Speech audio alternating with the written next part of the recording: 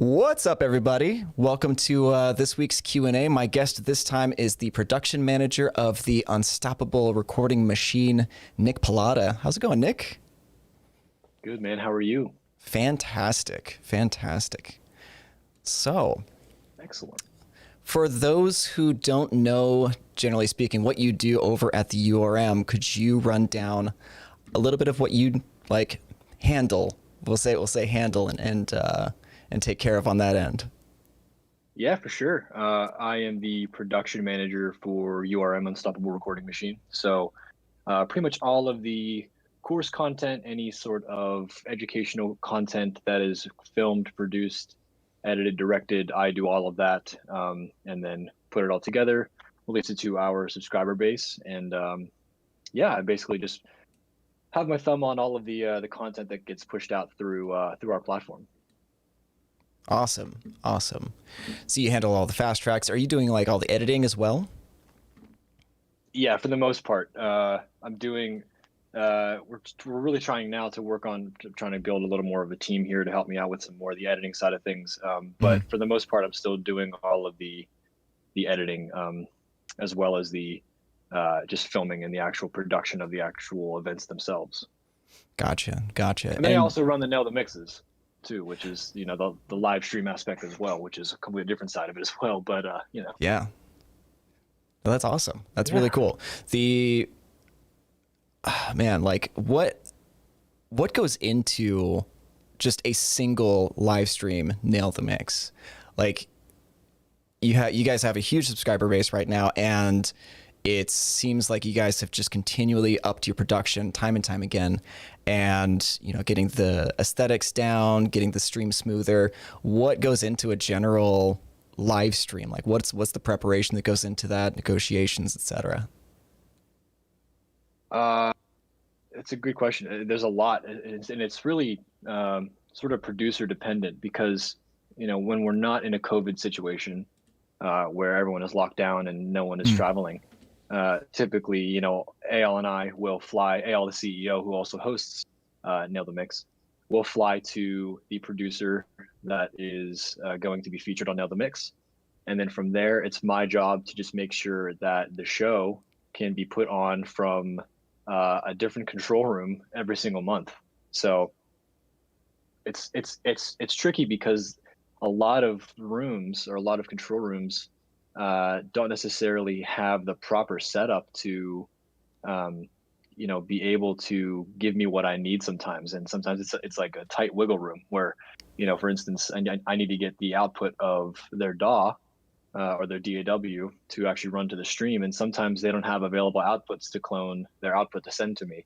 So there's always the voodoo magic of trying to get a clone of their audio, which I'm sure you're well aware of. Right. That's always the hard part is just making sure that first of all it's coming in as cleanly as possible, and it's still a clone of their audio, and especially things like it's a wonderful tool. SonarWorks is a wonderful tool, but it has made my life a little bit of a hassle with trying to figure out workarounds of the producers still being able to use SonarWorks without it being sent to the stream, because it depends on the routing of different control rooms and whether or not that's even possible. Some guys, it's really hard to build that routing because they're doing so much hybrid mixing with outboard gear, which is really cool and really awesome to see.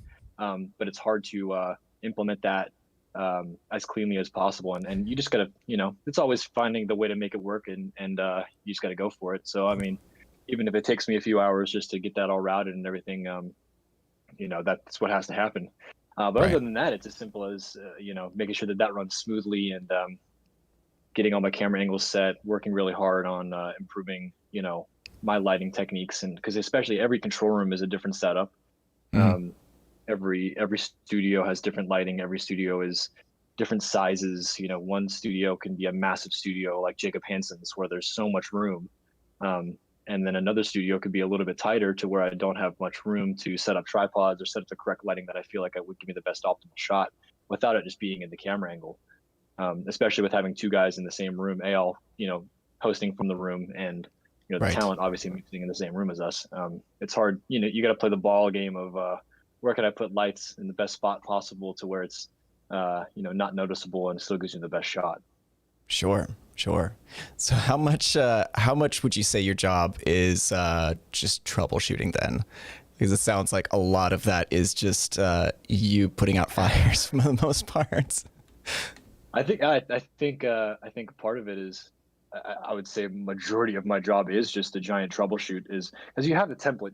It's kind of like, I kind of look at it like mixing, where most guys have a simple template that they start with, um, and then they'll take that template and just change what needs to be changed based off of where they are in the song, or what they're doing with their talent, or their producer friends, or whatever they're doing. So like, Mhm. I have my template that I start with, and then from there it's just a matter of, okay, I know I need audio, so what is the method to get audio for this studio, and what's the method to get this going here, all my lighting stuff. Like I said, like, it's all about having a system and going in prepared, Right. and but also at the same time going in knowing that you cannot be fully prepared. We talked about that a little Right. bit too, about just being able to control what you're able to control, and letting other things slide off your back. And that's something that I'm really trying hard to work on, because I love being a perfectionist and love making sure that I have everything under control. But sometimes, you go into a control room and you didn't expect. The the crazy thing is, going overseas and trying to find enough power to plug into things, and Right. with it being a completely different power, than the U.S. I think my dad's in the chat. He knows all about power stuff. He might be able to tell me what I'm trying to say here. But like, they're on 240 volts, we're on 120 or whatever. It's hard to find like the outlets that work, enough to run all the stuff that we're trying to run. Another thing too is like, some studios, their router is like in East Jabib. It's like 100 feet away from their control room for the internet. So you're trying to figure out the best way to get hardwired in, so you're not streaming over Wi-Fi, and making sure that you're running Mhm. a smooth connection. So, I mean, Right. there's so many things that, nerdy things that I could talk about for hours now here, but you know, it's fun. Well, I think that's half the fun of being like an audio engineer talking to another audio engineer. It's like there's somebody else who gets it. We Oh, for understand each sure. other. Absolutely. I think that's what's awesome about the URM community is it is that place for people in audio to like all the meetups are just like, this is a place where I can just sit here for 2 hours, have a beer with someone, and just talk about all the BS that's gone on in my studio sessions, and then they, can relate to it and have similar experiences, versus, you going Hmm. out with your buddies from high school who you're super close friends with or whatever, but you bring up a story from the studio and they just sort of nod their head and pretend like they know what you're talking about, when in Hmm. reality they have no clue. I think it's wonderful. I think URM has built such a wonderful community to facilitate a safe environment for people to not only ask questions, especially if they're newer to audio, or if they're really trying to get started. It's a safe place to be like, hey, what is a compressor, and you're not going to get you know picked on or bullied because you don't know what these things are. We're all here to help, and to help grow the next generation of audio producers and engineers. So I think that's the main thing that I really do love about URM, and it's the community. And John Masio, I think he's in the chat. He's our community manager. He does a really good job of facilitating, a nice um, environment for everyone to feel comfortable and feel excited to be a part of. Hmm. Um, I'm hyping him up right now, but he's probably in the chat picking on me, saying my camera angle looks like doo doo or something. I mean, Masio does what Masio does.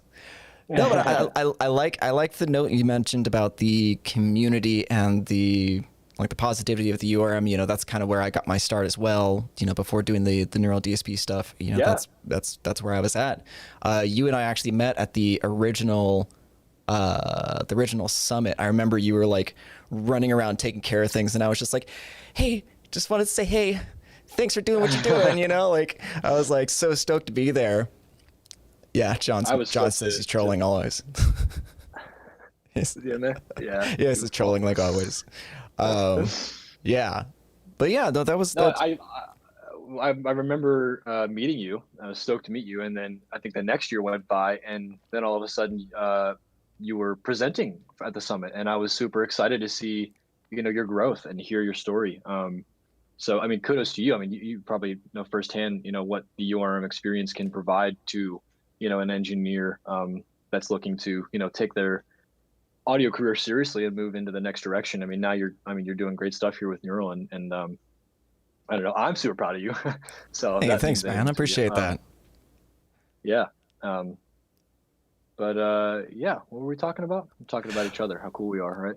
Yeah, no, we're awesome. We're good. We're good folk. We're good folk. No, but I think that you guys foster a great environment for people to make things happen. And I think that that's really the good power of the URM in general, is that like, if you know the right people, if you get in with the right people in that specific community, I mean, there's legit people from the industry in that forum. And, it's always like, if you can show that you're valuable, if you can show the work that you can do, you'll get snapped up. Like, people are always looking for good help. Like I wasn't particularly prepared to work for Neural, like I just like, I got tagged in a post, like they just posted on Facebook, like, hey, we're looking for content creators. And somebody from my URM team was like, tagged me in the post, was like, Steven, you need to do this. So I was like, okay, cool. Yeah, let's go. And then here, and I think that, Yeah.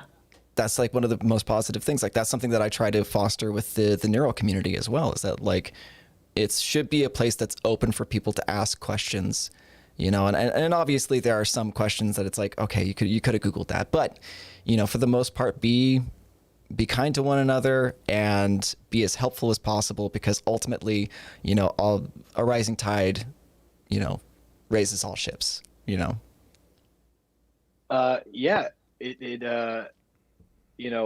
I agree, because I agree with what you said about being, just in kind in general. I feel like that's the most important aspect, because especially posting publicly on the internet, you don't know who is going to see it, and you don't know who is going to remember it.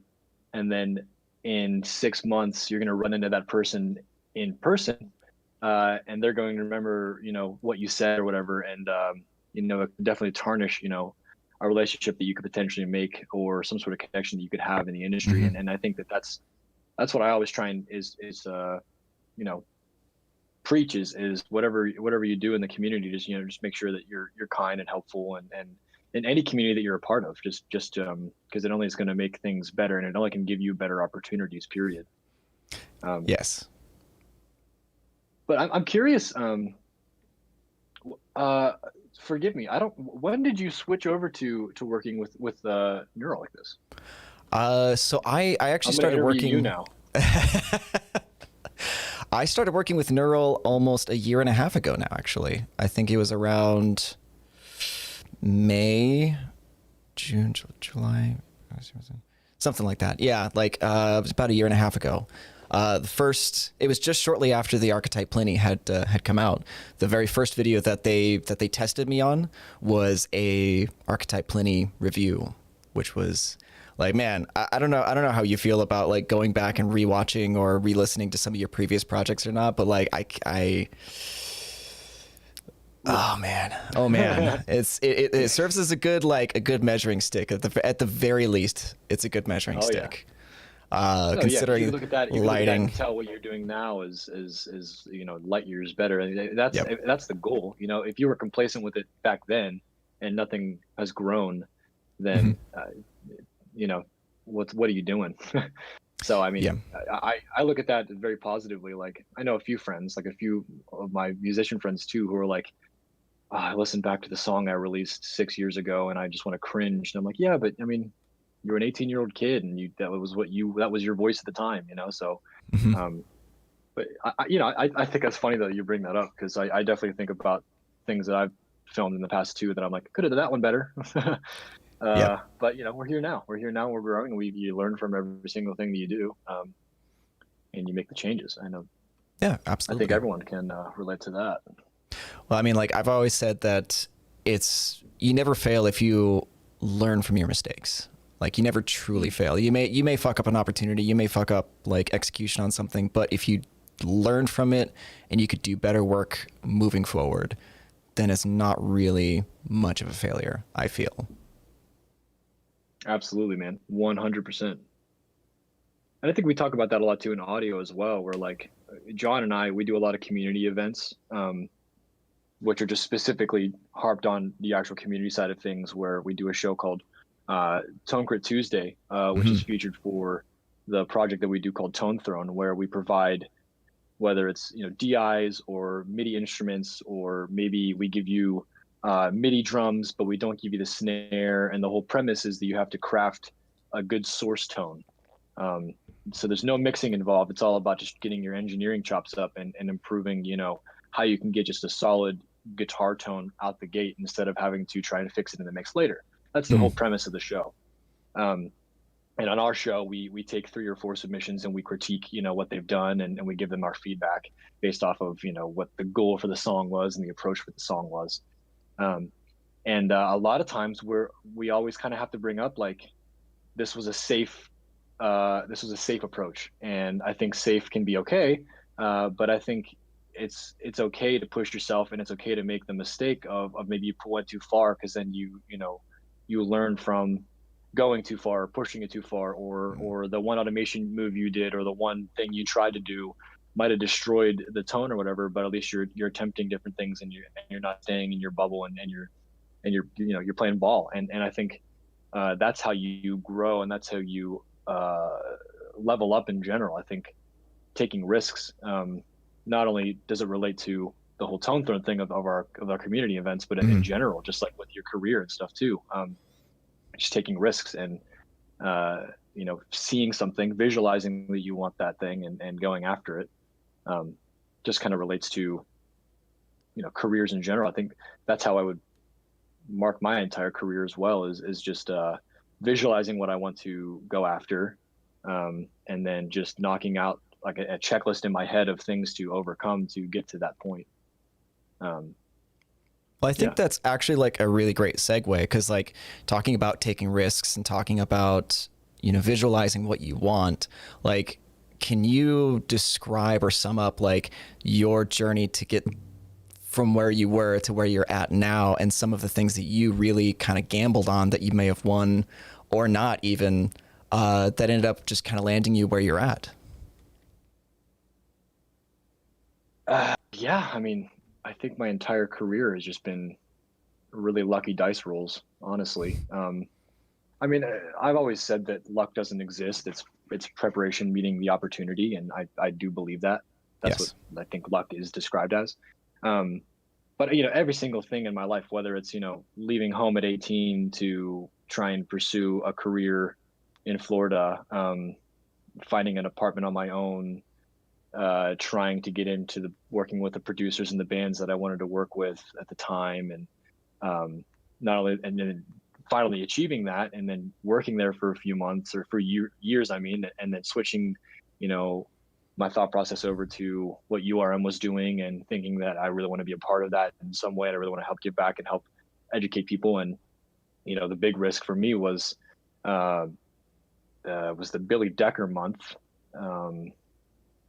And Billy Decker is in Nashville. I'm currently in Nashville right now, actually, ironically. I'm at my buddy Drew's place. And I just offered to Eyal. I was like, hey, I would love to drive up to help, with whatever I can for that Nail the Mix, and see if I can just offer any of my assistance or service. Because at the time, URM had been doing the live streams in the Audio Compound, which was the studio that I was working at with Andrew Wade. Right. URM was working out of Studio B there, doing a lot of the live streams from there. And I think this might have been like the first or the second one that we like actually traveled to the producer for, was Billy. And I knew that like normally I already had that room set up for them when they arrived. So like I didn't know how it was going to be set up. I knew they would figure out, like Joey was going to set it up himself, but like I figured like, well, here's my in to really make a statement as to that I'm down to be a part of this, was I'll just drive 9.5 hours and stay the weekend there, and help. I mean, I had a girlfriend, I'm still dating her, who was living in Nashville. That was kind of my excuse to justify it, was I'll get to see my girlfriend too while I'm trying to make some career moves. I'll always chalk it up to it was for URM. It was really just to see my girlfriend. Let's be real. It's always about a girl. Uh, but no, and I think it was a risk worth taking. It was, I don't remember if I had to necessarily like tell any bands that I had scheduled that I need to reschedule or that I need to postpone or something like that. But or if I had to tell Andrew that I wasn't able to do some edits or whatever that he needed done or something. But it's always about taking a risk. And um, I'm a very realist person where in my head I kind of know the numbers as to like, all right, if if I do this, this can happen. I'm Mhm. very calculated in my approach to things. I don't really try, and I used to just like used to just like impulse things or just want to do that. I've tried to be really calculated now into like if I think about this now before I actually execute it, I think this path can happen, and then I just try and, like I said, in my own brain, sort of tick off all the check boxes to get to that goal that I had seen. And here we are. I'm in Nashville now, Mhm.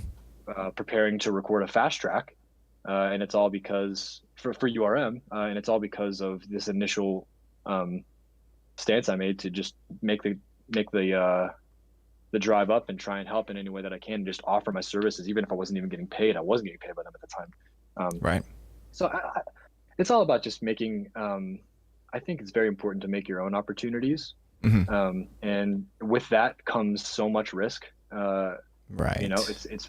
It's leaving a comfortable job maybe that you're making decent money at to um, go to something that you might not get paid for a few months and you might have to scrape by.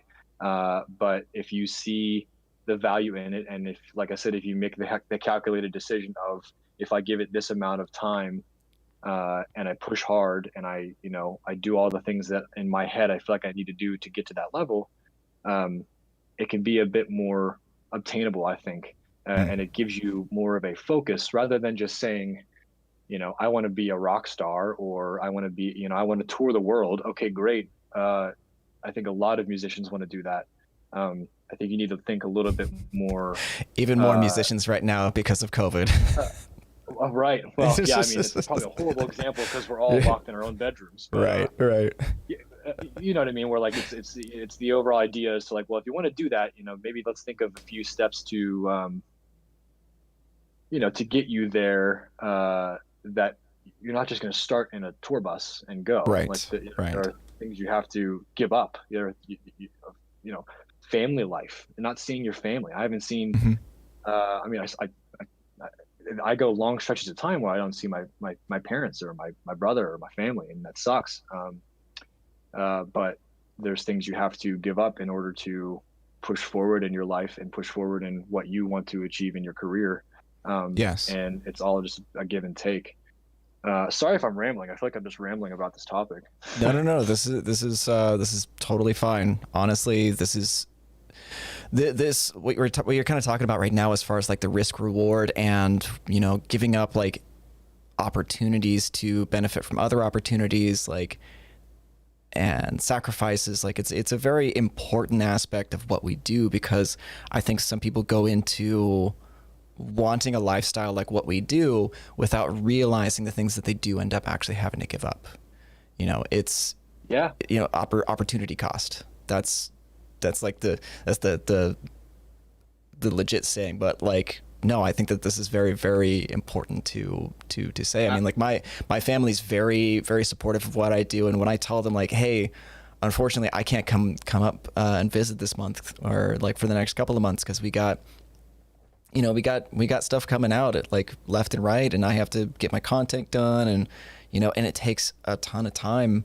They're very, very supportive, which I feel very, very grateful for, that I've had an amazing support system in place while I continue to like work my way through what I'm doing. But it's important, man. yeah. It's very important. Yeah. And I mean, I'm not trying to say that I mean, I have a wonderful life. I have an amazing support system and all that stuff. But like when you think about it, uh, last year is a perfect example. Tail end. So the summit happened, the URM summit, which is where we all gather, 300 to 500 students gather in a hotel Mhm. to where we have multiple presentations from different producers from all over the world fly in, give presentations. We had an amazing presentation with Dave Otero. I know he's been with the Neural team. Yep. He live tracked a band, which was really awesome because he was showing his live tracking approach to things. It was awesome. But those kinds of things happen at the URM summit, and hopefully, fingers crossed that we'll have a vaccine and things will move in a faster direction to where we can all be able to be social again like that. And hopefully in Mhm. 2021 we can pull something off like that again, because we'd love to get back into that. Um, but that summit happens, and then we from the summit I fly directly to LA to do a Nail the Mix with Jens, or maybe it was the opposite way. I was in LA first, filming the Nail the Mix with Jens, pack all the stuff up, fly off to Vegas to do the summit. I'm there for 5 days, running the show for the summit. Mhm. After the summit, I go home for maybe 3 or 4 days, spend that time with my family and my girlfriend, and on top of this, not only am I running those shows, but I'm now having to film a fast track or film some sort of content that needs to be released that month as well. Right. From there, we hop on a plane, we go straight to Denmark to do another Nail the Mix with Tui Madsen, which was awesome. But again, it's just like that's what 4 or 5 different time zones now at this point that I've been in the span of 3 weeks. After a couple of days in Denmark, fly over to Jersey, to where I filmed this new flagship course that we're releasing, How It's Done, with Will Putney. Mhm. Spent 3 weeks there filming How It's Done with him, and that happened over Thanksgiving as well. So I mean, there are things that I have to just sacrifice in order to think bigger picture when it comes to my career and those times. So like, just as basically what I'm saying is that November I was home for maybe 3 or 4 days, and Mhm. that's just the way that this goes. That's the name of the game. That's what my job entails. Um, but the thing is I love it. I'm super passionate about it. I love filming the educational aspect. I love giving back to the community that has given me so much. And yeah, I'm honestly really looking forward to traveling again. It's Mhm. been This has been such a weird year for me, where I'm normally gone, at least I don't want to say half the year, but for a week and a half or so every single month, I'm somewhere else Yep. working, and for me to just be home for the last 9 months has been like awesome, because I've grown so much closer, with my girlfriend, and we've been able to, do more things that we've been wanting to do, take walks more, be able to be there for my dog more. We have a dog together, like those kinds of things where I'm really blessed that I'm able to focus on those things. But at the same time, it's almost like you're just put like, the rug got pulled out from underneath you, and you're just standing there like, what is my life right now? I'm so sick of being in the same room for 9 months. I'm getting cabin fever, and I'm talking to a brick wall at this point. Everyone is feeling that way. They have to Yeah. be, um, Dude, I went. especially for you, because you're in LA, which is like really shut down for a while there. Yes. Yeah. It's been it. I don't like. It's been shut down, and me and my wife have been very cognizant of that and very safe. Not a lot of other people have been, which is why we're in the predicament that we are, which is unfortunate. But like, yeah, I get that feeling. Like the last was it 9 months? Has it been 9 months already? Like, Yeah, right. like time is just it's not a thing anymore. Like, I haven't been outside so much that I went out to an outdoor lunch with John Maciel this last Friday, I think it was. I was like, we were outside 2 hours in the shade, and I got sunburned. Like, like I had no direct sunlight on me the entire time we were there, and yet I still got sunburned. Like that's how little I've been outside. Right. I'm legitimately a pale boy anyway, but like that was just like a really low moment in my life. Sure. Where you're like, how the hell did I get sunburned under an Yeah. umbrella for lunch? Yeah, I get that, man. I, Yeah. I live in Florida, and the sun isn't a problem. Uh, it's it's me that's the problem because I just don't leave the house. Mm, I should walk more. I mentioned that we are trying to walk more and be more, get the fresh air and stuff. But I don't know. I'm such a hermit, and I don't know about you, but I work. I'm a night owl, mm, so like I work until numbers you shouldn't work until, and right. you know I try and get up earlier, but it's like I have such a it's a problem, I think, to where I just don't stop working on the project until it's finished, kind of thing. And Mm, like I hate when I'm in the zone on something, just putting it away for the evening. Like it's so hard for me to turn my brain off because then all I will do is just go to bed and think about it still. yes. And then I'm Yeah. at that point, I'm wasting time. If I'm not sleeping, then I should just go work on it in because I'm just thinking about it. Which is such a I think it's I think it's I'm pretty self-aware of how toxic that kind of is. Right. I probably should be giving myself more breaks, because it will definitely lead to less, burnout sensations or burnout feelings to where you're just Hmm. exhausted. Yes. Um, I mean, this month definitely has been a whirlwind of things to get done. I'm not complaining, but we're doing some amazing things. But like, it's finding the balance of Right. going outside and enjoying the fresh air and working and getting the things you need to get done. um I, I'm curious, like, this is just an off-topic question or Hmm. off-topic thing, but like, uh how many jobs do you think were proven can be remote from this? Oh man, I Like, I how think many jobs do you think don't require you to go in to sit into an office and do the job? Like, I look at a few of my friends who um are in sales or more or less just like more like a desk job, and like all they did was just move their computer into their house mhm. and worked from there, and they're still getting the same amount of work done, if not more work done, Yep. from being in a location that they're comfortable in. It's like I'm kind of it's pretty scary, but I think about like where like companies like what I call it, brick and mortar, like storefronts or whatever too, like Yeah. it's crazy. I'm really curious as to how this whole pandemic is going to shift I everything. it, it And will. It will. I think you're absolutely right. I think I don't know, man. I'm expecting a huge paradigm shift with not only just the economy, but also like work environments, work culture. As you said, like I mean, my family, like my brother, my sister, they both have been doing work remotely. They've been doing work from home, and they only have to go into the office maybe like 1 or 2 days a week or something like that, if at all. And it's like my brother is an attorney. My sister does like claims adjustment, and it's like those are like legit jobs. I'd say that those are like mm, those are adult jobs, and I'm for like, sure. you know, and they normally had to go in 9 to 5. They had their set hours. It's that very like American structure workforce thing, but that's completely gone now. And I don't know when things are going to snap back, if they ever are.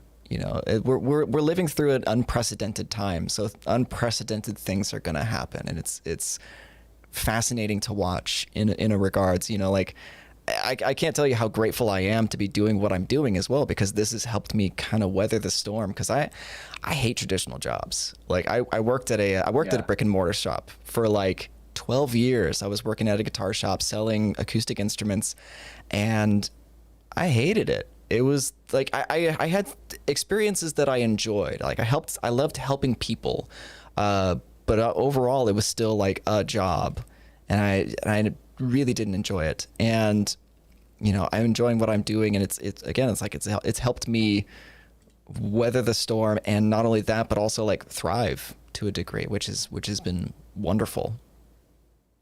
Yeah. No, I have a really good point about this. Can you give me Yes, 5 seconds? I'll be yes, of right course, of back. So course. sorry.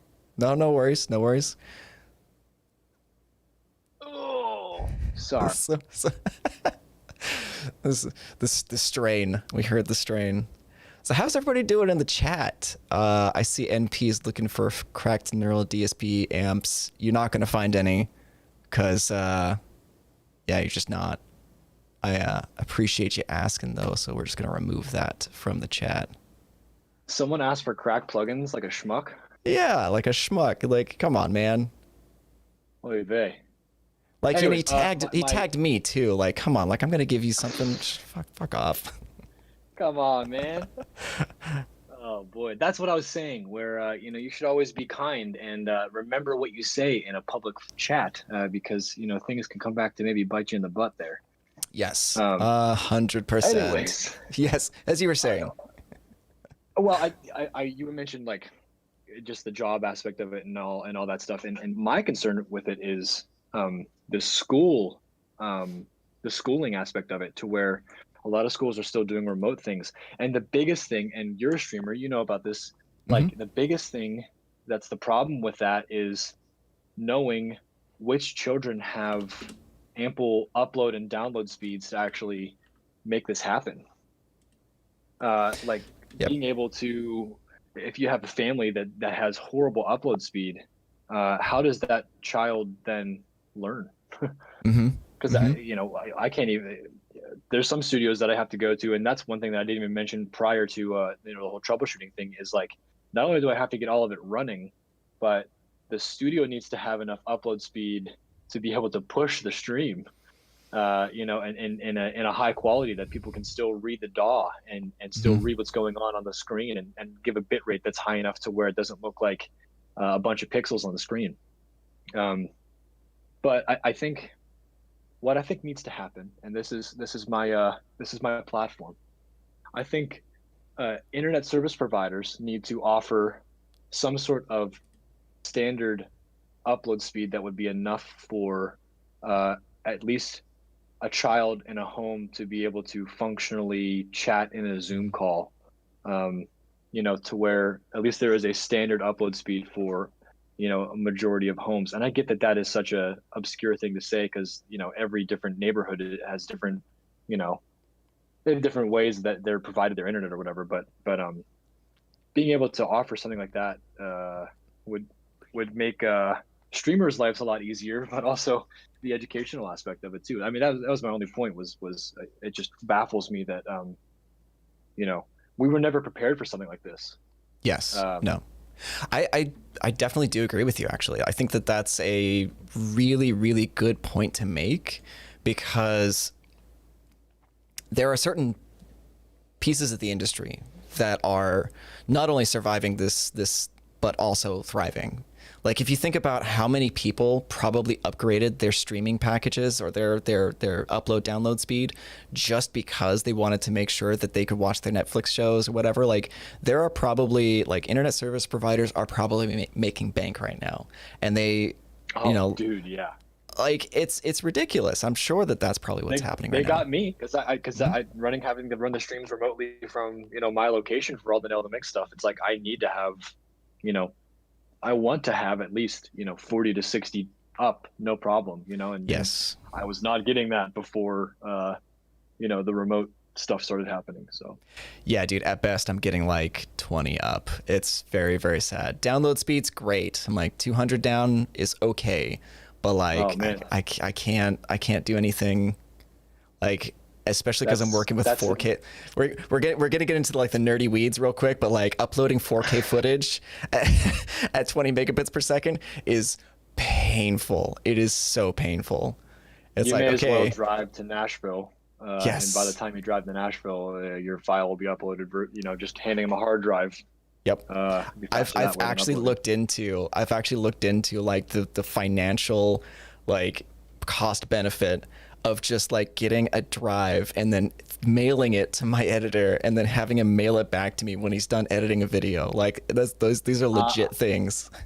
I have never related to a statement than what you just said. It's like, is it worth, what is it worth? Is it worth the cost to ship and the time to wait to get it there and the potential error in losing the package versus, just sitting there and waiting to get this thing uploaded. And of course it fails halfway through the upload. And you're furious and you re-upload and it takes another 2 days. Like, man, I can't relate harder to something. Because I have fears about that though, because we used to do that when we had some other people working on the team. Someone sent me a drive, and the drive just wouldn't start up.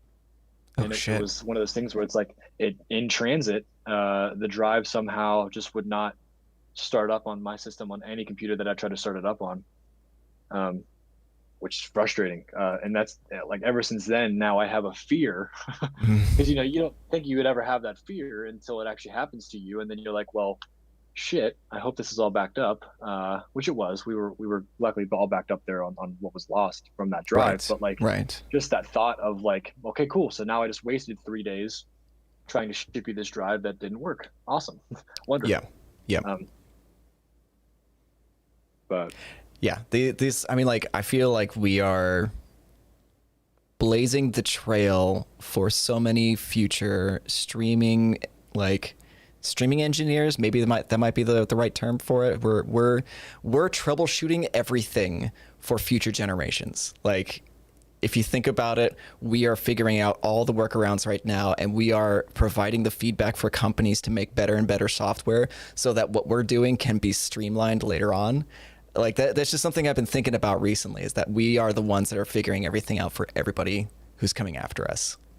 yeah, I mean that's a global thing. I mean that's like Mhm. that's not even just in the audio world. Like for us figuring out ways to improve our audio streams, but that's like all across the entire nation. People trying to figure out ways to have a better remote meeting, or have a better way to you know share your screen to someone in a business meeting Mhm. or something, and be able to run that without having to cause so many flaws, and restart your computer because this thing isn't working or that thing's not working. Like there's so many. I feel like we have weekly meetings at URM, and I Mhm. feel like we try a different chatting service every single meeting, because the last week the one it was like one of us couldn't get connected or whatever, and it was like, well, why can't that person get connected? I don't know, because blah blah blah blah blah blah blah. And it's so frustrating. I feel like Zoom is like a 50-50 at this point, whether or not it's going to work or not. That's why this stream is brought to you by No, we're not sponsored by Discord, but like, yeah, it's Nick and I were chatting just before the stream. It's like, okay, what are we using? And I'm like, Discord, because Zoom has been crapping out on me. Like the audio's not great, the video's not great. So like, yeah, we just got to figure that sort of stuff out. But you know, so this is actually a question that I asked John, which I found he had like interesting questions. He had an interesting answer, but like, if you had to start over currently, like, so like say you had to start over today, knowing what you know now, what would be the first thing that you would start looking into? Would it be gear, accessories? Would you start looking at specific platforms or mediums for entertainment or content? Like, what would you now be doing if you had to start your career over again? Wow. Like right now or Sure, back sure. then when I was 18? Either or. I find both of those things to be fascinating, because like you could, like, if you started over now, like if I had to start completely from scratch again, I would be doubling down on video content and educating myself on B-roll and specific shots like that are going to make my stuff cinematic. Like I would be educating myself on storytelling, script writing, specifically as well. Like that's like one of the things I find people don't really focus on when they're first making content. They're just like, oh, I'm just gonna make a video, I'm just gonna put it up, and then people are just gonna love me. It's like, no, you actually have to like tell a story with what you're conveying, right? So like those are some of the things that I would be like really focusing in on, specifically today. Things that I want to focus in I on think today as well. But yeah. that's a great point. I think what I would do, I would double down more on the business side of things, and Mhm. how to be a bit more savvy when it comes to um, money and budgeting and all those kinds of things that like you you don't really get taught in you know primary school, or even high school. Even like I would probably take, if I could go back, I would get a college degree that's more business focused, and then hit the ground running with audio like I did anyways. Hmm. You know, I don't want to, I don't mean to bash the school. I went to Full Sail and I did not get the education that I thought that I would get. Um, Right. much like a lot of people who go there feel the same way. Um, but I think what Full Sail focuses on, or at least if you go there and if you do it correctly, which you know correctly is subjective, but I think if you do it correctly, it really relies on how much work you put into it. Because I do think that there are a lot of people though that look at that school as like a free ride into becoming an audio superstar, which is just not the case. I mean, nothing is ever that ever. You can Mm-hmm. think about that. I mean, you can relate that to other schools about, you know, if it's a medicine related school, well, just because the school is good at teaching you how to be a doctor, you still have to be the doctor, period. You Right. know what I mean? It's the same thing with, you know, an audio school. I'm never going to tell people not to go to an audio school. If they feel like that's what they really want to do, then by all means go for it. I did it. Um, and if only reason that I'm saying that if I could go back and change it, I would change, um, you know, having a little bit more of a focus on how to run my own business and how to run the back end of what a business takes to operate, um, to where like, you know, I mean, you, I was, I made a decent chunk of change when I like was younger and like being young and naive and not really knowing what to do with it. And then all of a sudden you realize you owe like 5 figures in taxes and you're like, what the hell am I doing? You Yep. know, like those things are, you know, it's a learning, you learn from your mistakes.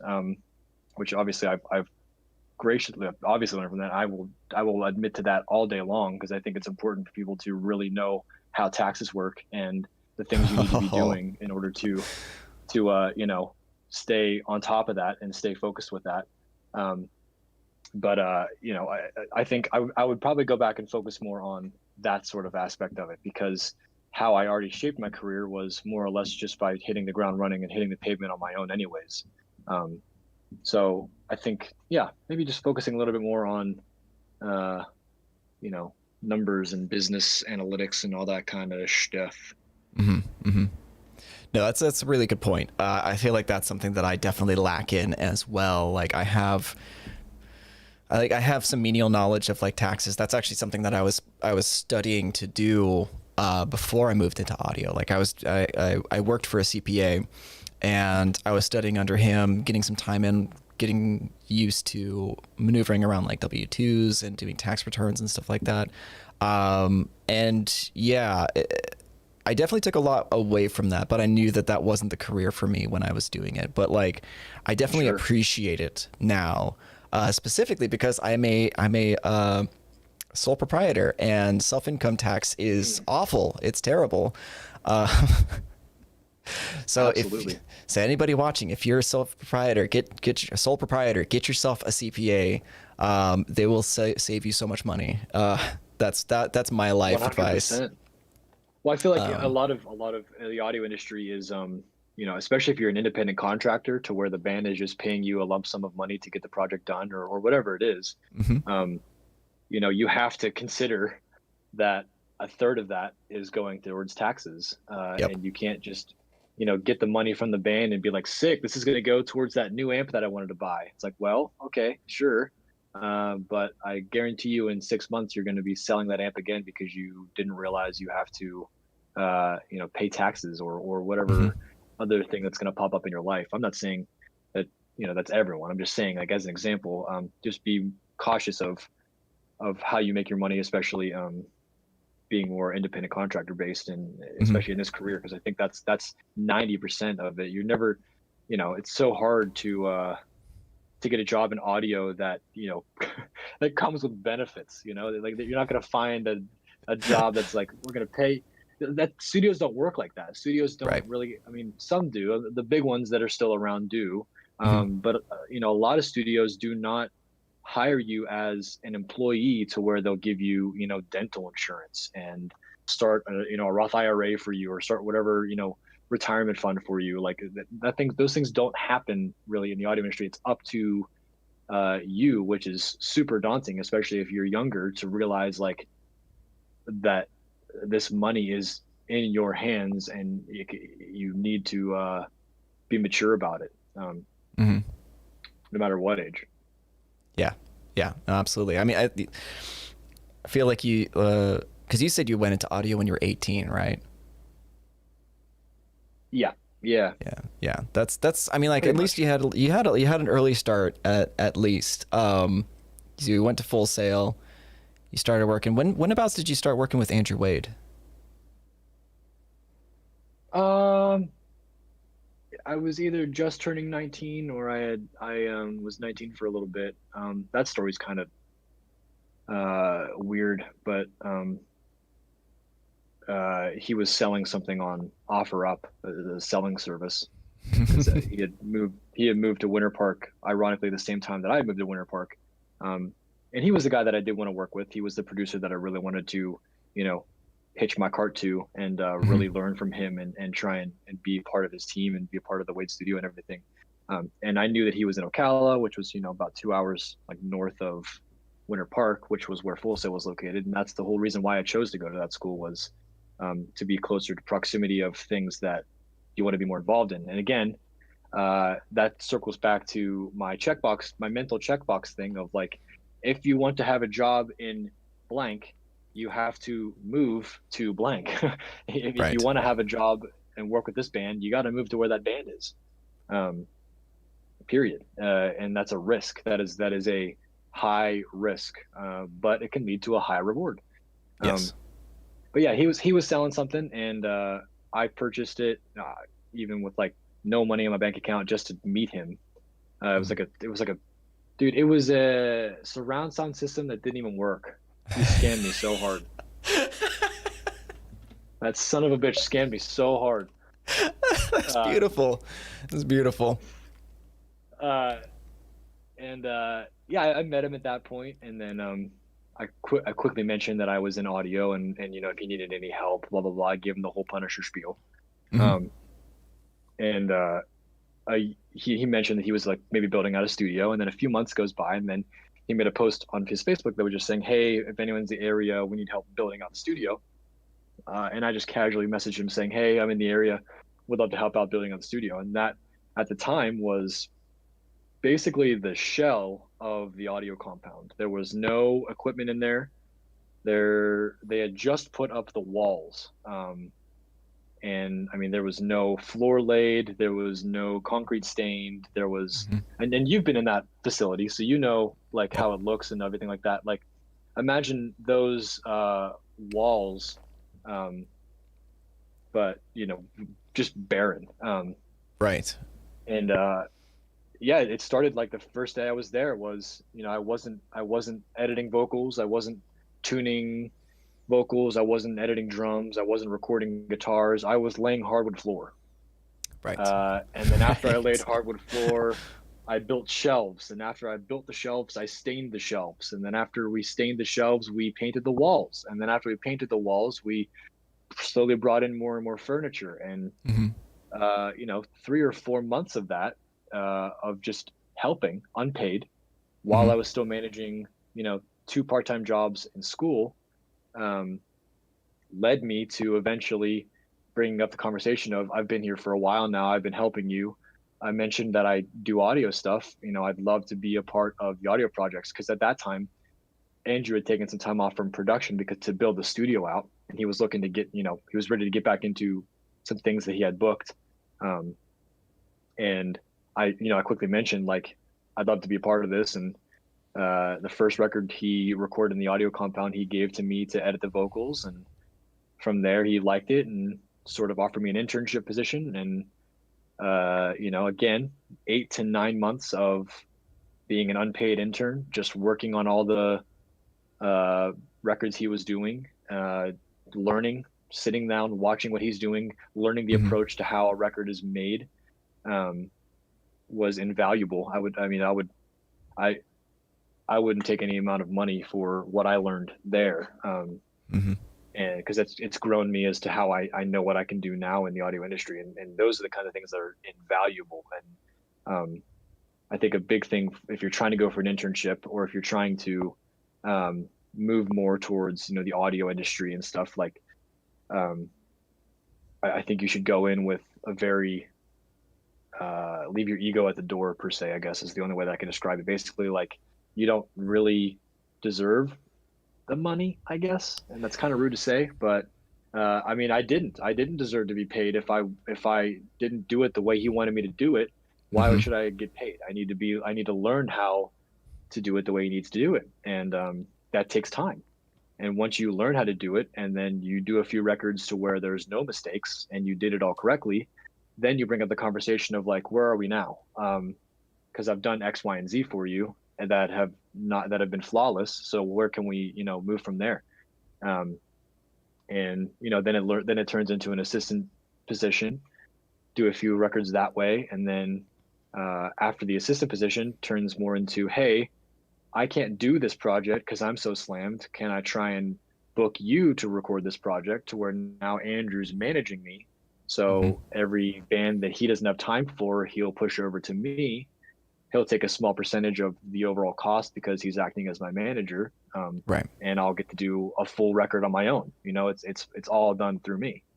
And that's sort of that's the path that I took. I don't know. I don't have any other studio experience to know whether or not that is a common path for others who are working under other people. But um, Andrew saw something in me and saw the potential and was willing to teach me because he knew the benefit of teaching me would be to just get more work done in general. The less Right. things he has to farm out to other people by teaching me how to do it there and having someone in house, I can just, he would finish the session and at the end of the session be like, all right, I'm going home.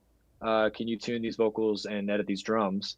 And I'd sit there until, 11 or 12 at night to get everything prepped for him. So when he wakes up the next morning, they're ready to do the next instrument because everything has been edited and his session's all ready to go for the next morning. While I'm, Right. at my part-time job making money to survive, he can move on with the next part of the session. And I think that is, it's super important to be an asset. And that's my whole MO with URM too, is be an asset that people rely on you and depend on you to where you are that guy that's being depended on, and no one else can really do what you're doing, and that's how I think you can secure careers by thinking ahead of what they need, rather than Right. him asking to get the vocals edited one morning. He just shows up and they're edited. Hmm. And from there you set that precedent to where he can expect that now, and those are more things that give you a better leeway to be like, hey, I've been doing this for you, I need to get paid now, and I think that that's Right. fair because X, Y, and Z. And there you are. You set yourself up for success by you know proving your work and showing you're capable, and then you execute. Yes. Um, and then from there, you're rolling, baby. Yeah. So what are some like, as somebody who's now like in the public eye, I get a lot of messages from people, some of them good, some of them not so good, but I'm curious, what are some of your like do's and don'ts on approaching people with authority and power, with either propositions or people that you want to maybe even just get a little closer to potentially have a working relationship with? I think unless you're at NAM, you should never pitch someone on the first time you meet them. Mm, I think yes. maybe that's a bit blunt, but like if you're meeting someone, let's say Dave Otero comes to a URM meetup, and you're at the same URM meetup. Um, I wouldn't pitch to him your editing skills while he's just trying to casually relax and have a beer with some people. If it gets brought up, awesome. If Right. if you can steer the conversation to where you know like you're talking about assistants and you're talking about what's your assistant workflow like, and maybe Dave goes, well, I don't have one right now, I'm currently looking for one. That's when you could be like, oh well, that's cool. I mean, I would love to maybe do something, blah blah blah blah. But I Mhm. don't think the wrong way to do it, in my opinion, is to just shake your hand and be like, hey, I edit vocals, would love to edit vocals for you. I think that doesn't work in my experience with this industry. Mhm. I think it always tends to work personally through recommendations, honestly. Yes. Being a good dude and being a or dudette. I keep saying dude. I should be saying dudette. Female. I say dude as a Dude is gender neutral. I understand. Yeah. Okay, Yeah. cool. I say rad, a tubular dude. Yeah, You yeah. know, Like a true Californian, right? yeah, true Californian who lives in. Just add in a few hellas here or there, and you're set. A couple lits. It's lit, fam. Dude, Fam. I can't say it with a straight face because I never say it right. That's lit, fam. Hard enunciation on the T's. Just really wins people over. Good Lord. I hate that. What was I saying? Yeah, we were talking about do's and don'ts. Like, Yeah. I totally get what you're saying, because there's definitely a flow to the conversation that you want to have with somebody, and if you manage to steer it in that direction, great. If not, then like, yeah, like you don't know what the person's going through, you don't know what their life's like, you don't know what their work is, like, and imposing yourself into it, just trying to interject yourself into that it's kind of rude, to be honest. And I think that's probably the reason why it's like it's kind of frowned upon by most people. It's just because, like, hey, you know, like, you don't know me, you don't know what I'm doing, you don't know what I'm working towards. Like, to just assume is completely rude and uncalled for. Yes. Like, yeah, it's Absolutely. frustrating. I think networking and pitching yourself are two very different things. Like, I'm not saying not to network. I'm like, if you're at a meetup or whatever, I keep bringing Dave up as an example because I know he'd be fine with it. But if you're at a meetup and you see Dave and you want to talk to Dave, like, just talk with him, have a casual conversation. If he needs editing, he'll reach out for someone that needs editing. Yes. You know, it's not going to you're not going to win him over. Well, again, it's all hearsay, but I don't think you're going to win him over by shaking his hand and just saying, I edit vocals. It's not going to happen. Because, and again, too, like, he could have just come off a session that some of the bands he records, dude, are at like 220 BPM, and they're recording every single guitar note individually, and they're building these, you know, we got to fit 400 notes in the span of 15 seconds. And I can only imagine the stress levels that he might go through on some sessions to get some of those records done. So, like, imagine if you just came off of a session like that, and now you're here just like pitching you. It just doesn't feel right.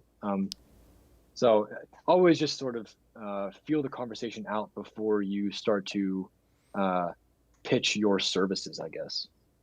Yeah. But at NAMM, like I said, if you're at something like NAMM, still do the same thing. But I think people are at NAMM to know that they're there to, you know, potentially get work with other people or those kind of things, and, you know, the trade show mentality, which, by the way, isn't happening this year, which sucks.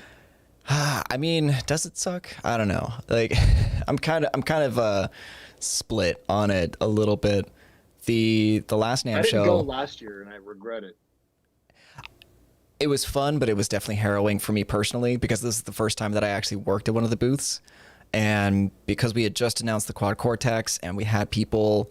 Like, I mean, like, I specifically remember getting there first thing in the morning, sitting down, turning the Quad Cortex on, just seeing a blur of faces and handshakes and fist bumps and elbow bumps, and then I would be done for the day. Like, the entire day was just like, it was just too much. It was just too much. That's how I felt 2 years ago when we did the URM booth, where it was just like a blur of setting up and figuring out where this cable came from, what, you know, trying to pack shit up again to put it away and stuff like that. Like, those kinds of things, I super stressful. If I could go back to NAMM, I would love to go back to NAMM as just like, you know, me from URM, have a few meetings set up to chat with a few different companies about, you know, things that we can do together or whatever, and go from there. I think that's the NAMM that I would enjoy doing. Just because I think, man, running a booth is stressful. It really is. Yeah. I mean, it sounds like you have firsthand experience too, knowing like the level of anxiety and stress comes to like setting that up and making sure everything runs properly and the thing you're trying to pitch goes right and it's working and I Yeah. get it. I Yeah. get the level Yeah. of stress. Yeah, man. That was like, And you're in Anaheim, which there's nothing around you. There's nothing around you to like if you're down an HDMI cable, it's an hour and a half drive tops to go get that HDMI cable at the Best Buy. mhm. 100%. You got to call the Uber. The Uber doesn't know where you are. You left the wrong exit outside of the Anaheim Stadium or whatever, the convention hall. The Uber's trying to find you. You finally get in the Uber. The Uber takes a wrong turn. Dude, I could vent for hours about about how stressful that is. It is, but I mean, like, it's sort of exhilarating at the same time. It's one of those weird kind of like conflicting emotions where like that was like some of the most fun that I've had, you know, but it's like it's grueling work. And I don't know whether it's just that I enjoy hard work that like tests me or something, or like if there's something legitimately wrong with my brain about that, but I'm like, glad you brought that up because I feel the same way. I yeah. feel excited. I feel stoked when it's done because then I'm like, I did that. Mm, Hell yeah. I put that yes. together and I made it happen. That's how I Right. feel after every summit too, where it's like I got this done and people loved it and they had a good time and Hmm. I feel like I accomplished something like monumental. Like even if it like you said, like just setting up a booth at NAM, it's like those kinds of things are the what the public sees is your smile on your face talking about the product. What they Yes. don't see is the 18 hours you've already been up because you were prepping it overnight, getting it ready to run, and all of the Oh, the hassle of that stuff. Like that's and so the amount true. of coffee you've consumed. That's what the public sees is they see, hey man, welcome. What do you want? You want to check it out? They don't Yeah, man. they don't see the stress level. But when you're Yeah. done with it, you can look back and be like, that's awesome. We accomplished that. And I think Hmm. what I have similar. You probably do too if you're doing records and stuff. Like you have similar feelings after finishing a record. Like, oh my god, we did 12 songs and they're done. That's Hmm. awesome. Yep. Like Yep. a month of work went into this and it came out amazing and I'm happy and I'm impressed with myself and I pushed myself and I think that's what it comes down to is that you said like is there something wrong with my brain? I think if you don't have things in your life that make you that happy or that make you that stoked, I think there might be the ones that have the the the issues, because I Hmm. think the fact that you can look at that and be like um, I did something. I think that's kind of what life is about. I could be wrong, but if No, living I life think you're to do those right. cool things. Yeah, no, I think you're absolutely And right. I think we as a species need purpose. We need work. We need things in Mhm. front of us to overcome, or, you know, we need struggle to a certain degree. Obviously, like I feel like there's definitely like an unhealthy way to approach that sort of thing as well. Like you mentioned earlier that you're a night owl and that you work until ungodly hours of the morning, I'm sure. I was like that as well for a long time, until I started really trying to dial in like a work, like, work, schedule for myself. Like I get up, I mean, like lately, like my wife and I've been playing video games, so I get to bed a little bit later. We wake up a little bit later, but like normally I try to get up by like 6, maybe 7 a.m. I'll have some coffee, protein shake, read for like 20, 30 minutes, and then sit down at my desk and start working. And then I go through, I have my lunch, get some more work done after that. And then once like 4:30, 5:30 rolls around, like I have to shut down. Like even if it's me just like kind of just sitting at my desk, turn everything off, or just like close everything out on my computer, and then can, switch can into you a teach different me how mode you do entirely. that? Oh, dude, it's hard. It's hard. I'm not great at it. That's the thing. I'm not great at it. There are nights where especially if I'm writing music, if I'm writing a new piece for the channel, and I'm like, working on writing a song, my brain doesn't stop working on the music when I'm done. Like I will stay up till 2 or 3 o'clock in the morning, just rolling around in bed with like just noise going through my head, like Yeah, drum files and same. guitar tones, like, and it's something that I work towards, but definitely have not mastered in the slightest. But like, I've been it's, really trying to give my girlfriend like my weekends. mm-hmm. Um, so hard to just commit to something like that when Yeah, this industry never stops. yes, Um, yes, but I mean, I've been really working hard too to try and to figure out a regiment that works, that is comfortable for all parties involved, that still gets your work done, that still makes your significant other happy, Right. that still makes your personal life happy. Yes. How long have you been married? About a month and a half. Wow. Oh my gosh, that's pretry. I didn't Yeah. realize that, man. It's very, Congratulations. very recent. Thank you. Thank you very much. Yeah. Yeah. The story's a bit deeper. We're probably going to be moving at some point, so we got married to expedite certain, functions. But yeah, so we got married about a month and a half ago. I think it was the 13th of last month, and yeah. Did you have a good ceremony amidst all the COVID stuff? I mean, this is personal, we have to talk about it, but No, it's great. We actually went to. It was wonderful. We went to the pond. It's like a stadium in Orange County, and they have it set up so that basically you could just drive up, go to the window, sign your papers, say your IDs, and then get the hell out of there. And it was one of the easiest things in the world. Like, we're doing a ceremony for like family members and everything like that on Halloween, but just to get the papers rolling and get everything squared away, we were just like, okay, well, we're gonna go get this done. And I'm like, this was so simple. Why doesn't everybody do this? Right. Well, the reason I bring it up, because I'm curious.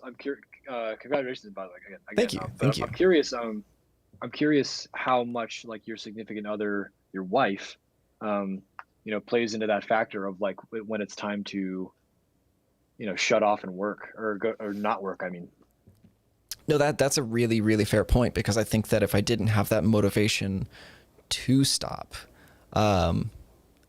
she's in the chat. She says it was more classy than Vegas. But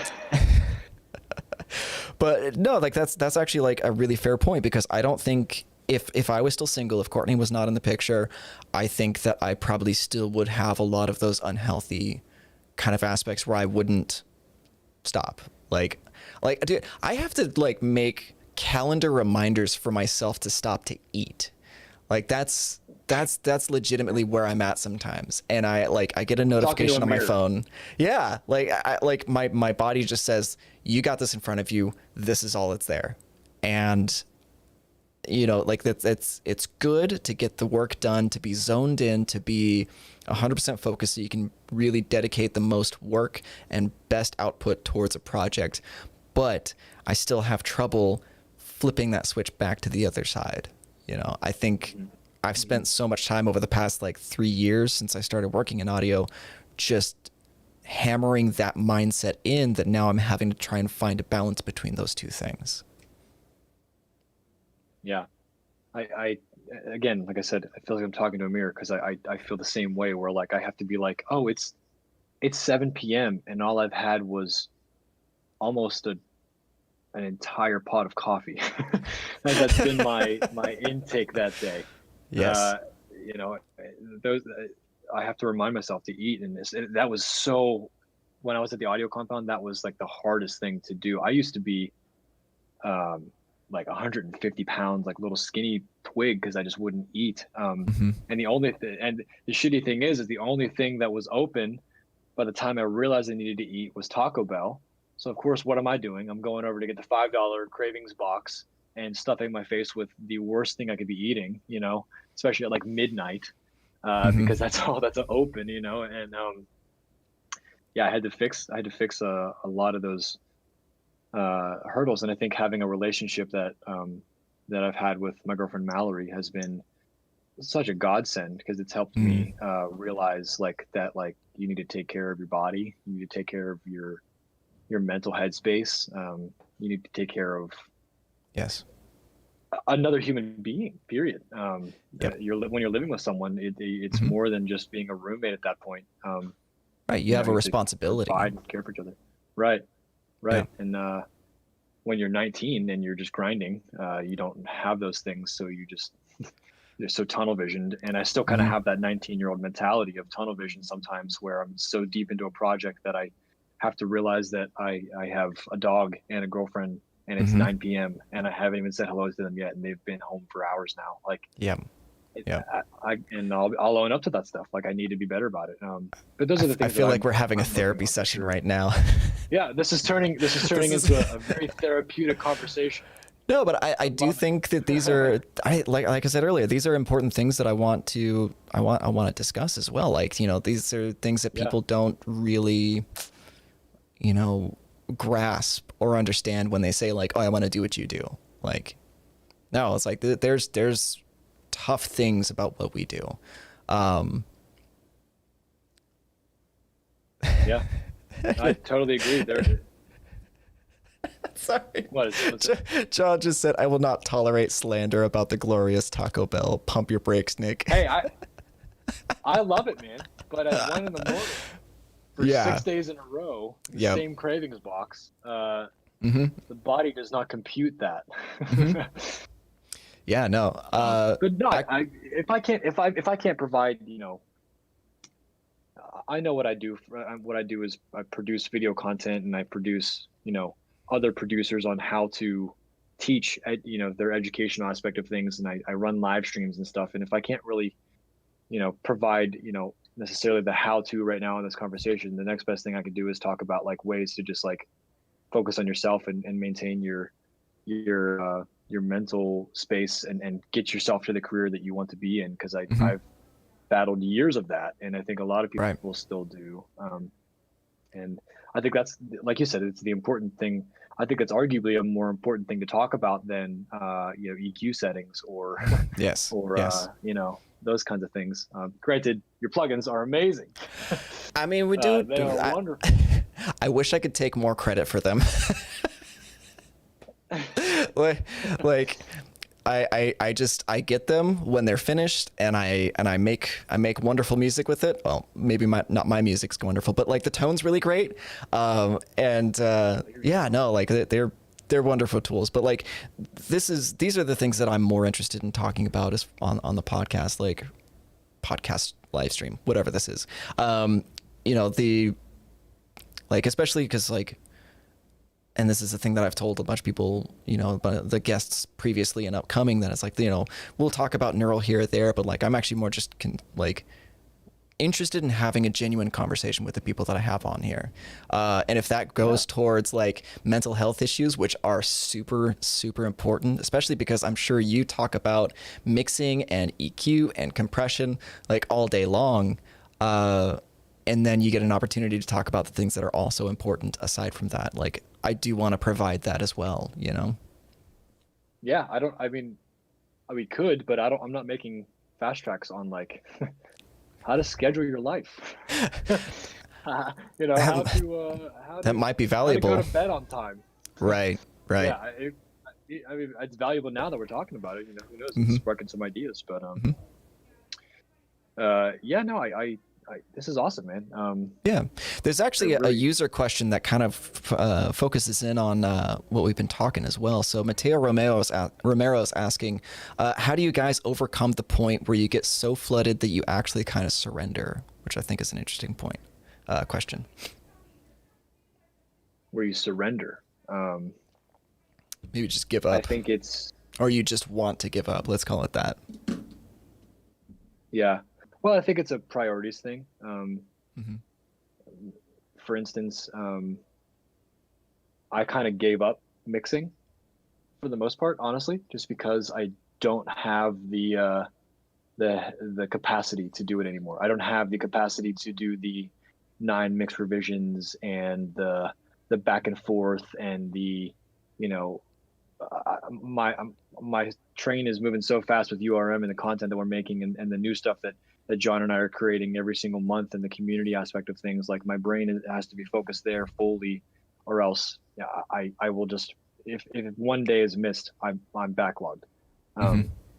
And I can't really afford to you know, work with bands much anymore to provide them the mix content that they want, just because it's overpowering, and I've come to terms with that, and I've accepted that. At least at this stage in my career, I've accepted that. Who knows what's going to happen in a few years, whether or not I want to go back to, you know, doing more mixes and stuff. Obviously, you know, the world can always change, and you can always, you know, change your career path. because I never thought that I would be a video producer, production manager for for a company. I didn't think that at 18 years old wanting to try and record a day to remember, that wasn't where my headspace was. Mm-hmm. But the point in that is trying to gather my thoughts again. That's okay. I love to just ramble, man. I'm so sorry. I ramble like an idiot. Nah, man, Like I've been enjoying the conversation, dude. This has been great.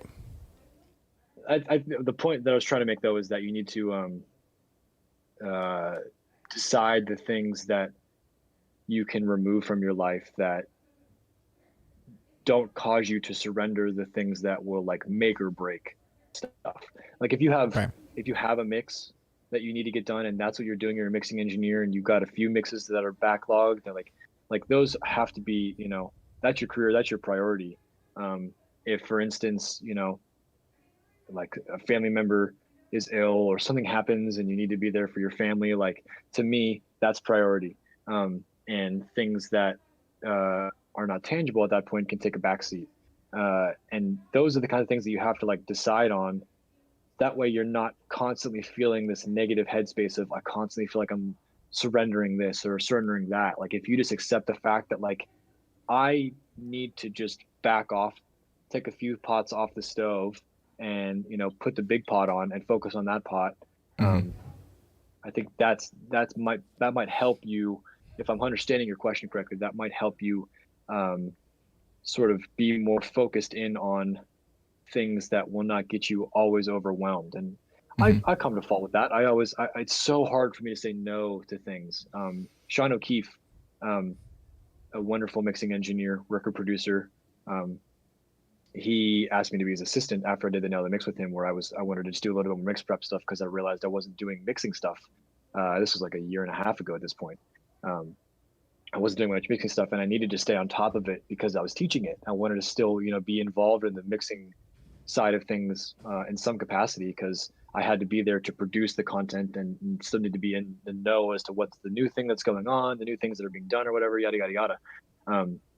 And so like, but now things have moved so far with URM that it's, I still love the man. So I'll stay up late to do things for him. But there are some times where I have to be like, doing these triggers for this drum is going to take me 3 hours. I just can't do it. I'm sorry. Like you have to you have to drop the things that aren't necessarily like your bread, your main bread take home. Yes. Whether that's money, whether that is, exposure, whatever you want out of it, you need to drop the things that your brain RAM can't focus on all at once. Right. Hopefully that answers the question. Yeah, no, I think that's really a great answer because I definitely really understand that and empathize with the idea that saying no is really, really difficult, especially if you're just starting out. It's really hard to say no because you have that sort of fear of missing out, right? You get FOMO. You want to make sure that you're up on everything. And obviously there's a balance between like taking as many opportunities as possible to see what pans out. And then there's also like overloading yourself with work. So there's definitely got to be a balance between saying yes and saying no. Like understand also like what your workload looks like for the next week, having things planned out so that way you could say, well, I got Thursday and Friday free, so I can take this on. Or I'm actually booked throughout the week because I'm doing X, Y, or Z. Like, that's a really, really important skill to master. If you like Mateo, if you're working through stuff currently, like I've been studying a lot of like stoicism lately. Like the best way, if you're overwhelmed, if you have like a ton of shit on your plate, don't think of it as a whole. Just start with the first thing that you need to get done. Put all of your concentration into that one task and then just take on the next thing and then take on the next thing. Because if you spend too much time thinking of, oh my God, I got to get this done. I got to get this done. I got to get this done. And you have like 17 things you need to get done. You're not getting anything done. Like you actually are being a detriment to your own workflow. So if you can just, write a list of the things you need, choose one of them and just attack that one thing with all of your concentration, finish that up, move on to the next one, be systematic about it, schedule everything out. and you'll eventually work through it and then start implementing that idea that you have to say no to certain things. That would be my advice.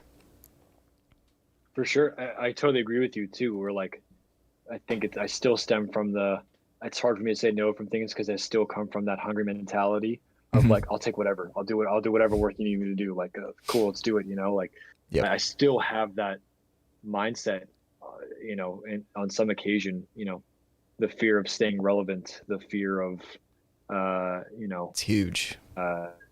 turning someone down, and then like all of a sudden, then they're not thinking about you anymore, and they move on to someone else. Like that to me is it's so scary to think about. But you kind of have to realize what your priorities are, and if editing stuff for 9 different producers is what your priority is, then go gung ho. Right. But if you're really trying to be the mixing engineer and you've got a lot of mixing projects and you're doing well, maybe, stop doing the things, like stop doing editing work that you don't really need to do because you've got, those mixing things and you're trying to advance your career. Try and put more of the eggs in the mixing basket and take a step back from prepping for other people, and focus on your career. But yeah, I mean, hopefully this helps you. There are a lot of things that can cause me to feel that flooding sensation of surrendering, but you just have to, you got to grind through it. I know that's such a cliche answer, but like genuinely, like if you don't, someone else will. And Yes. It is a kind of the audio industry in general is a very hungry and also saturated industry, to where if you can find the band that likes working with you. I don't know if you can hear that, but somebody thought it was a great idea to start doing yard work outside. So that's wonderful. That's a apartment living in LA. Oh, that's fine. That's fine, dude. That's fine. They got to make their bread. No, but if you can pause those things, and focus more on what you want to do with your career, then I think you'll be in a better mindset. Yeah, I totally agree. Yeah, why don't we do just like couple of last questions and then start wrapping it up? Anybody Awesome. in chat, if you got some questions, go and put them in now, and we'll get to them. So, let's see. What's okay? This is a good question. I like this one. What's been your favorite or best mistake that makes you laugh now, or maybe sets you up for a better scenario later on? The best mistake I ever made was I was interning at a studio in Pittsburgh, and I was just a fly in the wall type thing where I was just sitting there waiting for someone, their expectations of interns were you sitting in the back of the room and just learning whatever's happening. And the artist asked me what I thought of the song. And I gave my opinion, which wasn't a bad opinion. It was that I liked this. I really liked that you changed the vocal melody here and here. I gave a specific example. The next morning, I got chewed out by the producer and the engineer for saying, they were like, you are the intern. You are not writing the song.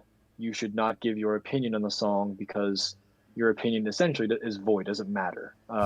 You're not writing the song, you're not working on the song. You're there to sit there and learn and help us. And I think it's a funny that I apologize or whatever, but like in that scenario, what do you do when the client, I should just done this, I guess, and just sat there and right. just didn't say it. Like, what do you want me to do? So, I look back on that and I laugh now because like, that's just not how, that's not how functioning studios work. I feel like when I was in the room with Andrew and they asked for my opinion, it's because they're asking it for a reason. Whether or not it's something that I needed, like the big thing for Andrew, I think what I provided most for him was I'm a vocalist. So I would be able to like provide, like harmonies from like stretching 3 different octaves. And it was like being able to offer something like that was cool, because it was sort of like, again, one of those niche things that you can offer to a producer to just set you apart from other interns or other potential assistants. But it just, I look back and laugh now because like, well, it made me think, okay, I'll just keep my mouth shut. That lesson learned. Overall, as an intern, you're there to learn. That's correct, and that you should just do whatever the studio wants you to do, which in that case was the producer and the engineer just telling you to sit still. Did I learn anything from that studio? Of course not. Absolutely, I've learned zero things from any of those sessions that I sat in on. But I look back and I laugh now because like now I know, first of all, how to treat someone else in the studio, especially if someone was coming to intern for me for whatever reason. You know, I would have a little bit more empathy when it comes to how they're treated in the room and how they're respected overall from the entire environment as to what they're being brought into. Yeah, that makes me laugh just thinking that how that was somehow a mistake, answering the talent without even being, you know, whatever. Yeah, no. I think that's a great example of how not to be, right? Like as Yeah. cause you know, when I was back in a band trying to do the band thing, be the songwriter, guitar player in a metal band, that was like my main thing whenever I talk to bands or talk to other artists or guitar players. It's like, okay, well, you can go to a show and say, man, I want to be like that. I want to be like Lamb of God because they're doing X, Y, and Z. Great. You know, but why not go to the local shows and see why they fail, you know, and look at them and say, that's how I don't want to be. I think that a lesson that excludes behaviors is just as valuable as one that teaches you how to be. You know what I mean? Absolutely. Yeah. Yeah. I think that makes, you know, that makes total sense. I honestly cherish my 2 months at that studio because it taught me so many things about like ways that I would never want to communicate with other humans in this industry. It taught me like and man, the guy that I'm saying, the Drew, the room that I'm in, he would back me up when I say this, he knows exactly what I'm talking about at that studio, where that's just like, there's no reason for you guys to have this high horse when it's not even relevant. Right. But I mean, I don't mean to talk shit on them. It's just like, it's just one of those things where, I mean, I haven't heard any names, so you know, it's all good to me. Yeah. Yeah, no, that's a great example. It's an excellent example. What about you? Is there anything, I'm curious for you to answer that as well. If there's any like overall like thing that you look back on and you go, okay, that it's funny I did that, or this thing taught me this kind of situation. I don't know. There's definitely certain things that I look back on that have set me up for better success later on. Like, I don't know. Like I got into this pretty late. Like we were talking about having, you know, like you went into audio because you knew what you wanted at 18. I didn't know what I wanted for a really, really, really long time. So I ended up just puttering around and just wasting money at community college and then eventually at university and spending 12 years of my life sitting behind a desk selling guitars. And like that was something that I look back on and I'm like, yeah, that sucks. And I can kind of laugh about it now because it's just a ridiculous situation to be in. Like, because it was like this brick and mortar shop. It was like its own sitcom, and I was like the everyman behind the counter with like a Kramer for a boss, and like just like all these like wacky characters, and I'm like sitting in my shell behind the desk, just kind of silently screaming because I'm like, I don't want to be here, but I don't know what to do, and I look back at that and I kind of laugh at the situation because, as I said, it eventually set me up to be where I'm at now, because if I had tried to go into audio beforehand, I would have gone the more traditional route of hitting up the studios and trying to intern and whatnot. But then, you know, when the shop closed, because it did close, that's why I eventually went into audio because I was like, I love doing this stuff. And then, job ends because the shop's not making any money and the owner's just tired of not making money. And I'm like, okay, well, I'm just going to give it my best shot for the audio stuff. And then I rolled the dice and I lucked out, lucked out. I hit the opportunity correctly. I went into it with knowledge that helped in certain aspects. Like I had already been doing editing videos before I started working with Neural.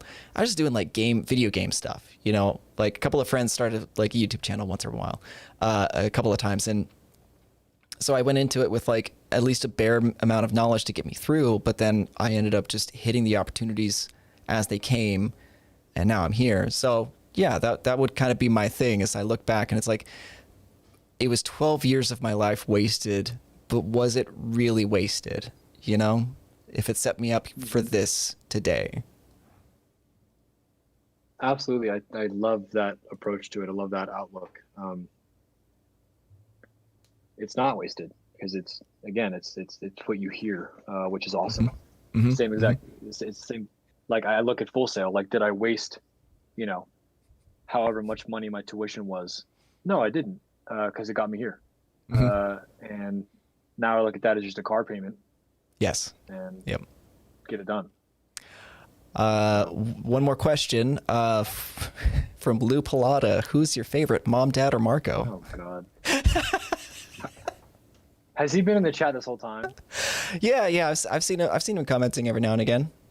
Oh, what a legend! Hey, let me tell you, my dad, Nick Pilotta, he has over 100 solo wins in Fortnite.